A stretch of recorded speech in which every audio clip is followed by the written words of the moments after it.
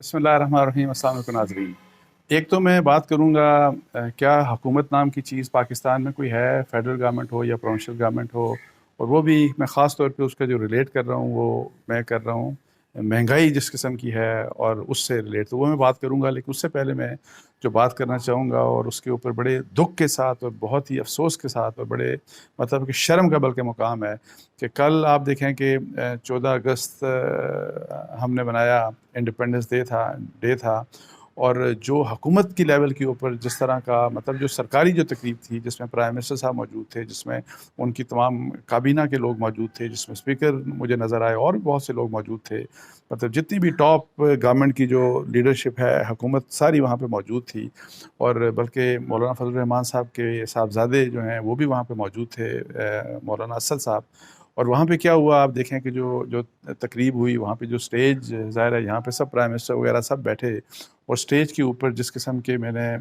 Reflection دیکھا جو ہمیں سوشل میڈیا کے ذریعے جو نظر آیا کہ جو ڈانس اور جو بلکہ میں کہتا ہوں کہ ایسے لگا کہ جیسے مجرا ہو رہا ہے۔ پہلے دیکھیں جب جشن آزادی منائی جاتی تھی تو سارا جو ایمفسس ہوتا تھا وہ یہ کہ جی پاکستان، ظاہر ہے آپ کا ایمفسس یہ ہوتا ہے اور آپ لوگوں کو اویئرنیس دیتے ہیں، بات کرتے ہیں کہ پاکستان کا قیام کس طرح آیا، آپ قربانیوں کی بات کرتے ہیں یہ سب، اور پھر آپ ملی نغموں کے اوپر آپ فوکس کرتے ہیں۔ لیکن انفارچونیٹلی یہاں پہ جس قسم کی بےہودگی اور بےہودہ ڈانس کیے گئے اور جس کے اوپر بہت سے لوگوں نے آبجیکشن کیا، میں مفتی تقی عثمانی صاحب آپ دیکھیں، میں ان کا ٹویٹ دیکھ رہا تھا، انہوں نے اس کے اوپر بڑا پروٹیسٹ کیا اسی لحاظ سے، اور بھی بہت سے لوگوں نے سوشل میڈیا کے اوپر پروٹیسٹ کیا۔ اور یہ میں آپ کو بتاؤں کہ انتہائی شرم کی بات ہے کہ مجھے نہیں سمجھ آتی کہ آپ جیسے میں کل اپنے ویلاگ میں بات کر رہا تھا اسی لحاظ سے کہ 75 ایئرز ہو گئے پاکستان کو بنے ہوئے، اور ہم یہ 75 سال کا دھوکہ ہے ہمارے پاکستان کے ساتھ کہ اسلام کے نام کے اوپر بننے والا پاکستان کا مطلب کیا، لا الہ الا اللہ، اس نعرے کے اوپر بننے والا پاکستان، آپ دیکھیں کہ اس میں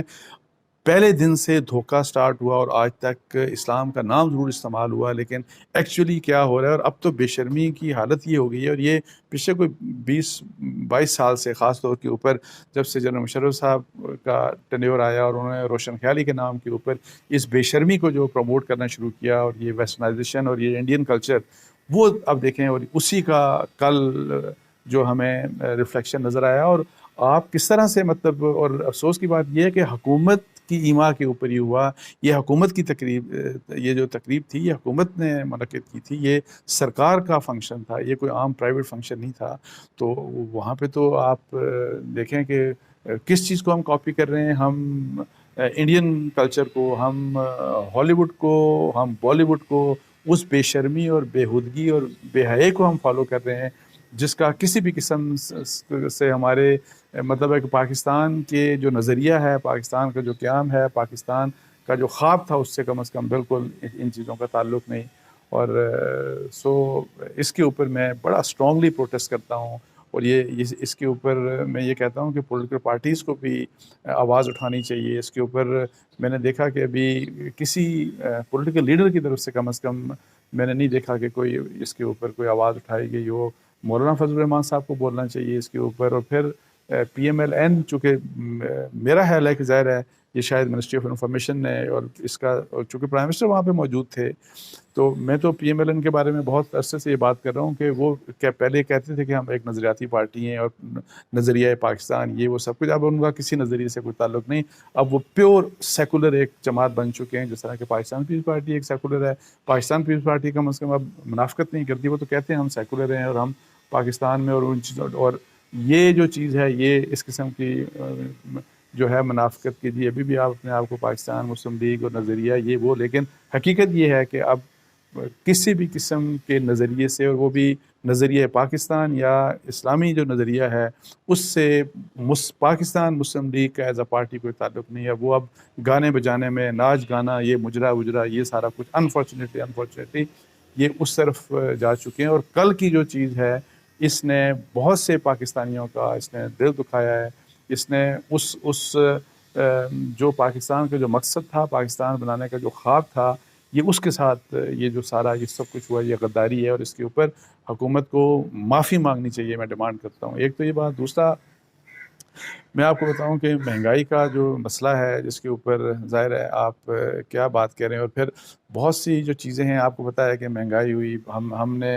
کہ جی پیٹرول مہنگا ہو گیا انٹرنیشنل مارکیٹ میں، اور اس کی وجہ سے مہنگائی پاکستان میں ہو گئی. پھر یہ کہا گیا کہ ڈالر چونکہ 240 250 تک چلا گیا تھا اور اس کی وجہ سے بڑی مہنگائی ہو گئی. گاڑیوں کی قیمتوں میں 10 15 20 لاکھ روپے گاڑیوں کی قیمتیں مہنگی ہوئیں. میں آپ کو بتاؤں کہ ہر چیز، آپ کچھ بھی کھانے پینے کی اشیاء ہوں، کنسٹرکشن انڈسٹری ہو،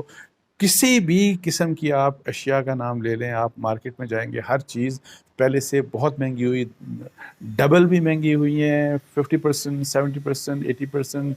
ڈبل بھی مہنگی ہوئی ہیں، اور اس سے زیادہ بھی بلکہ مہنگائی ہوئی ہے. لیکن مجھے حیرانگی اس بات کے اوپر ہے، اور آپ کرائے بھی آپ دیکھیں، جو لوگ کمیوٹ کرتے ہیں، جو بسوں میں بیٹھتے ہیں، ویگنوں میں بیٹھتے ہیں، وہ بھی سب کچھ مہنگا ہوا. اب یہ ہے کہ مجھے آپ یہ بتائیں کہ پہلے سے یعنی کہ جو کچھ پیٹرول پہلے سستا ہوا، 1 2 ماہ پیٹرول کچھ سستا ہوا، اور پھر سب سے اہم بات یہ ہے کہ ڈالر جو ہے وہ آپ دیکھیں کہ تقریباً 200 جو ہے وہ 20 سے بھی نیچے آ گیا ڈالر. یعنی کہ انٹر بینک میں تو ابھی میرا خیال 223 روپے کا ہے، لیکن نہیں وہ بھی نیچے ود ایوری پاسنگ کے نیچے آ رہا ہے. اب یہ بتائیں کہ اس سب چیزوں کا یہ جو سارا کچھ ہے، اور پھر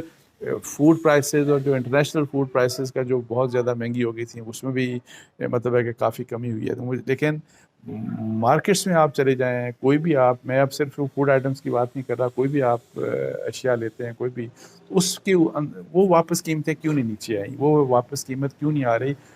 اور حکومت، اور بیسیکلی آپ دیکھیں لوگوں سے آپ پوچھتے ہیں اور ہر ایک سے پوچھتے ہیں کہ جب مہنگائی ایک چیز ہو جاتی ہے، فرض کریں آپ نے، میں مثال دے رہا ہوں کہ فرض کریں آپ نے کوئی میٹرس لینا ہو، اور میٹرس فرض کریں آپ لیتے ہیں، تو اس کا جو پرائس انہوں نے،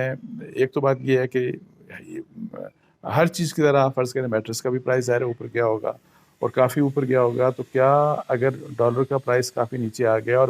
پہلی بات تو یہ ہے کہ کیا جتنا ڈالر کا فرق آیا اتنا زیادہ ہی مہنگائی ہوئی ہے، انہوں نے پروفٹس اپنے بڑھا دیے. آپ یہ دیکھیے گا کہ ان سب چیزوں کو آپ دیکھیں گے، ایون گاڑیوں والوں کا بھی، تو ہر ایک نے اپنے پروفٹس کو اس بہانے کے لیے پیٹرول مہنگا ہو گیا، اس بہانے کے لیے ڈالر مہنگا ہو گیا، اور پروفٹس بہت زیادہ بڑھا دیے. اب کم کیوں نہیں کر رہے؟ مسئلہ یہ ہے، اور یہاں پہ حکومت کدھر ہے؟ نہ فیڈرل گورنمنٹ اس کے اوپر کچھ کر رہی ہے، نہ صوبائی حکومتیں کچھ کر رہی ہیں، نہ کمپٹیشن کمیشن جو ہے، جو بھی ادارے جتنے بھی متعلقہ ادارے ہیں، دیکھیں کوئی بھی اس بارے میں کچھ بھی نہیں کر رہا. یہ پریشر، اور یہ جو تاجران کی جو بڑی بڑی ایسوسیشنز ہیں، ان کے اوپر بھی یہ پریشر ڈالا جانا چاہیے کہ بھی آپ کی ذمہ داری ہے. یہ کیا بات ہے کہ جو آپ ڈالر اور پیٹرول کے بہانے آپ نے قیمتیں ڈبل بڑھا دیں، اور پہلے تو یہ جسٹیفائی کریں کہ کیا ڈبل بڑھنی چاہیے تھی کہ نہیں بڑھنی چاہیے تھی، اور پھر اگر بڑھ گئیں تو ان میں کمی، اور جب یہ کمی ہو رہی ہے، فرض کریں ڈالر نیچے آ گیا اور یہ سب چیزیں، پیٹرول کی پرائس نیچے مطلب پہلے سے بہت مطلب نیچے آ رہی ہے، تو وہ چیز جو ہے وہ مہنگائی اس لحاظ سے وہ پاس آن کیوں نہیں کر رہے آپ؟ جو اس میں جو کمی آئی ہے مہنگائی میں، وہ عام لوگوں کو پاس آن کیوں نہیں کر رہے؟ بس انہوں نے اپنے پروفٹس جو ہیں، وہ پروفٹس مطلب ہے یہ سارے جو تاجر برادری ہے، یہ جو بزنس کمیونٹی ہے، اور یہ جو مختلف پروڈکٹس بنانے والے لوگ ہیں، بے شک وہ جیسے میں نے بتایا کہ کسی بھی انڈسٹری، انہوں نے اپنے پروفٹس کو بہت زیادہ بڑھا لیا، اور اس کے اوپر حکومت کا کسی قسم کا کوئی چیک نظر نہیں آتا. تو اس کے اوپر میری فیڈرل گورنمنٹ سے بھی اور صوبائی حکومتوں سے بھی میری ڈیمانڈ ہے، میرا مطالبہ ہے کہ پرائسز کو کنٹرول کرنے کے لیے اور ان کو واپس نیچے لانے کے لیے ایک جامع حکمت عملی بنا کے تو اس کے اوپر عمل درآمد کروائیں. تو اس کے ساتھ ہی مجھے اجازت دیجیے. جزاک اللہ جی. السلام علیکم.